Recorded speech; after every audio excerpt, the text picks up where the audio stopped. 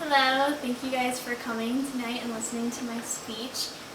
Tonight I wanted to talk about psychology and biblical counseling. 7% of the U.S. has this year they're diagnosed with clinical depression. This, according to Merriam-Webster's dictionary, is the sufficient severity of to be brought to the attention of a physician to require treatment. The Center of Disease and Control Prevention Center says that 4% surveyed in 2010 had suicidal thoughts, and of all deaths in 2010, 20% of people in my age range, 15 to 24, suicide accounted for 20% of that. And here we have suicide rates. This is up to 2007, and you can see that they're rising. There's other graphs that show that it's rising through 2010. The most current aren't available right now. This just shows our need for some kind of solution because depression is rising and we need some kind of help for these people. So, in the growing field of psychology, and biblical counseling demonstrates and encourages compassion and peace, both of which may be used to exemplify God and bring hope and assistance to those in need. So for the rest of the speech, I want to talk to you guys about what the job field of psychology is, and I also want to talk about how it can bring about the values of compassion and peace from a biblical perspective. So, psychology counseling is defined as advising people on how to deal with their problems, whether it be in the home, the workplace, or in the community in general. They help identify strengths and resources to manage their problems. And although someone can be a psychologist with a master's degree, it would be best to get a doctorate degree, and they also need some kind of license and certification in most states. The median salary for counselors was $66,810, and employment rates are expected to rise from 2010 to 2020 by 22%, which is far above the average for all other professions. Connecting this to biblical perspective, Eric Johnson from Northwestern College states that many non-Christians advocate honesty and quality. The main difference is that Christianity is necessarily theocentric, so that consequently doing kingdom psychology necessarily involves recognizing his God centrality within the practice of the discipline. And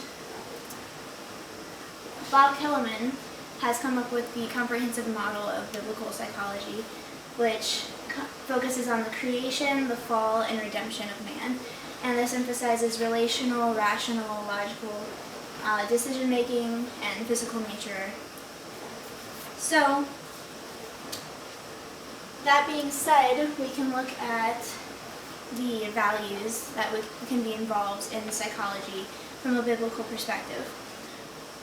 First of all is compassion, and according to Kellerman, who we just heard from the comprehensive model, he says that biblical counseling provides compassionate soul care through sustaining and healing for suffering, gentle, humble spiritual direction for sin and sanctification through reconciling and guiding. And this just brings us back to the stats at the beginning of the speech. These kind of things help the depressed and the needy and the suffering. Looking at the Bible, Jeremiah 22:16 says, "He defended because of the poor and needy, and so all went well. Is that not what it means to know me, declares the Lord?" And so we can connect this to counselors, how providing compassion for the poor and the needy, it brings the counselor closer to know God, and it brings the patient closer to know God. And this is our second value of God, that he values is peace. Sherry Alchin is someone from the Biblical Counseling Coalition, and she just published a feature in August this year on fear, anxiety, and she says that anxiety is a mixture of fear, which is thinking about your past and acting out of that, whether it's people pleasing or perfection or any of this other stuff, and worry, which is fear of what might happen, and you bring it as if it actually exists. And so this fear and anxiety holds you back from your present. She also explains how, and with her patients in counseling, that she goes to Philippians 4, which is all about peace.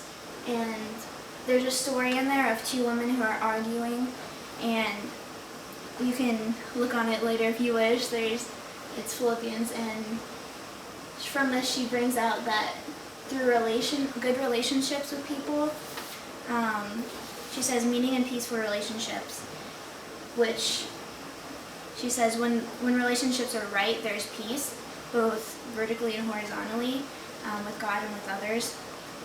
And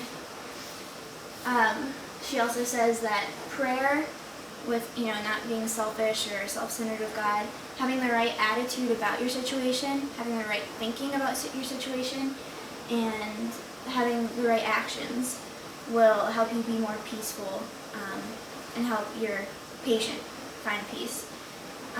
Matthew 5:9 states, "Blessed are the peacemakers, for they will be called children of God." And this can, you can connect this to counselors or the patients. If you make peace within yourself, with your families, whatever, then you're the child of God, and that's probably the most profound peace you could experience. Secondly, 2 Corinthians states, "Finally, brothers and sisters, rejoice.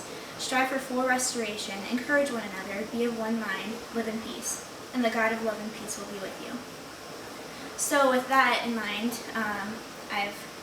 it brings me to my conclusion. So I want to recap. Today I talked with you about the field of psychology. I've talked about what it actually is, and I've talked about how compassion and peace may be utilized to bring hope and help into the lives of the people who desperately need it. I talked about the nature of counseling, and how when you're in good relationship with others, then you find hope for your life.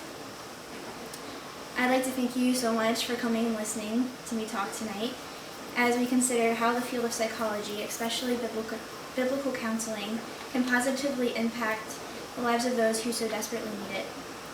Although nearly 7% of the U.S. population is clinically depressed, there's still hope for them through compassion, through peace, and through other things that God values.